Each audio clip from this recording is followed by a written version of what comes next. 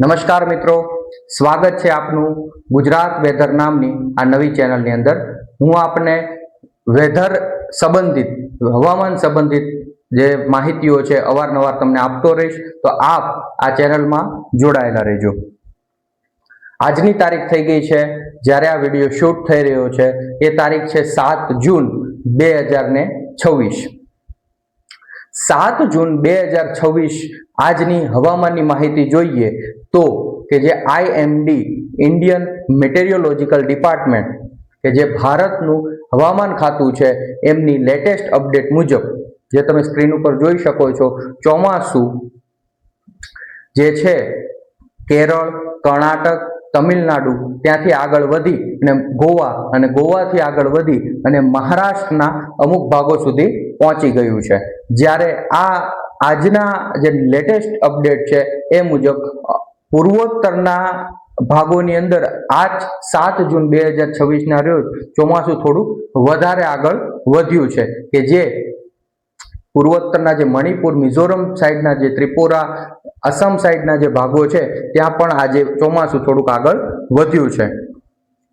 હવે ચોમાસાની આ માહિતી આપણે જે આપી રહ્યા છીએ એ ઇન્ટરનેટ ઉપર ઇઝીલી અવેલેબલ છે, પણ તમારે બધી અલગ અલગ જગ્યાએ સંશોધન ન કરવું પડે। અલગ અલગ વેધર એનાલિસિસ્ટ જે શું કહેવા માંગે છે એ અલગ અલગ જગ્યાએથી જાણવું ન પડે એ માટે આ વિડીયોની અંદર એ ગુજરાતના સારા એવા વેધર એનાલિસિસ્ટ અને આઈએમડી ઇન્ડિયન મેટેરિયોલોજીકલ ડિપાર્ટમેન્ટ એમનું જે સંયુક્ત રીતે જે એમનું પ્રિડિક્શન છે એ હું તમને આ વિડીયોની અંદર અવારનવાર આપતો રહીશ। તો આપ જો આ ચેનલ ઉપર મારી સાથે જોડાયેલા છો તો તમને ડે ટુ ડે તમને રેગ્યુલર અપડેટ મળતી રહેશે।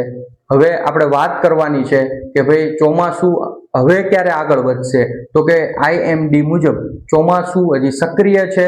દરિયામાં ચોમાસું મહારાષ્ટ્રથી મુંબઈ તરફ આગળ 2 થી 3 દિવસની અંદર વધી શકે છે। મુંબઈની અંદર ચોમાસું પહોંચતા 2 થી 3 દિવસનો સમય લાગશે, પણ ગુજરાતની અંદર ચોમાસું પહોંચવામાં હજી થોડી વાર લાગશે। ગુજરાતની અંદર ચોમાસું પહોંચવાની જે નોર્મલ ડેટ, એકચ્યુઅલ ડેટ છે એ છે 15 જૂન, અને આ વખતે પણ ચોમાસું ગુજરાતની અંદર 15 જૂન આસપાસ જ પહોંચી શકે એવી ખૂબ પ્રબળ શક્યતાઓ જણાઈ રહી છે। અને જો કદાચ લેટ થશે તો 2 દિવસનો એમાં લેટ થઈ શકે છે, બાકી ચોમાસું સક્રિય રીતે આગળ વધી રહ્યું છે। આવા ને આવા હવામાનને લગતા વિડીયો જોવા માટે આપ સૌ મિત્રો મારી સાથે આગળ ને આગળ જોડાયેલા રહેજો। અમે આપને આપણા સુધી આવી નવી લેટેસ્ટ અપડેટ પહોંચાડતા રહીશું। તો આપને જો આ વિડીયો ગમ્યો હોય તો લાઈક, શેર, સબસ્ક્રાઈબ કરવાનું ભૂલતા નહીં। નમસ્કાર, મળીએ છીએ પાછા આવા જ એક નવા વિડીયોની અંદર। આભાર, ધન્યવાદ, જય હિન્દ, વંદે માતરમ।